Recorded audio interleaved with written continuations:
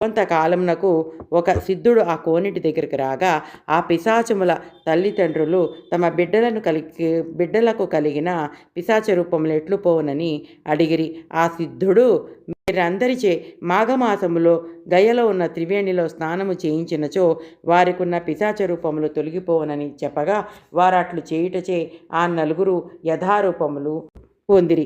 ఇట్లు జరుగుటకు మాఘమాస మహత్యమే కారణము.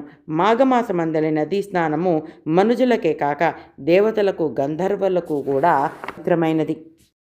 ఒక మాఘమాసంలో ఒక గంధర్వుడు తన భార్యతో భూలోకానికి వచ్చి గంగానదిలో స్నానమాడెను.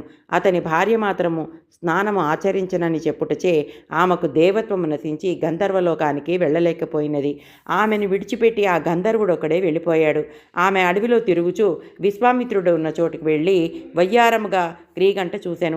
ఆమె అందానికి, యవనానికి విశ్వామిత్రుడు తన్మయుడై ఆమెను ప్రేమించుటచే ఇద్దరు కామక్రీడలతో తేలియాడుచుండగా, మరలా గంధర్వుడు భార్యను వెతుకుతూ వచ్చి చూడగా విశ్వామిత్రుడు గంధర్వ స్త్రీ క్రీడించుచుండిరి. ఆ దృశ్యము చూసి మండిపడుచు, తపస్వివై ఉండి కూడా ఇలా కామతృష్టకు అలవాడి అయినందున నీకు కోతి ముఖము కలుగు కాక అని విశ్వామిత్రుని పాషాణమై ఉండమని భార్యను శపించి వెళ్ళిపోయాడు.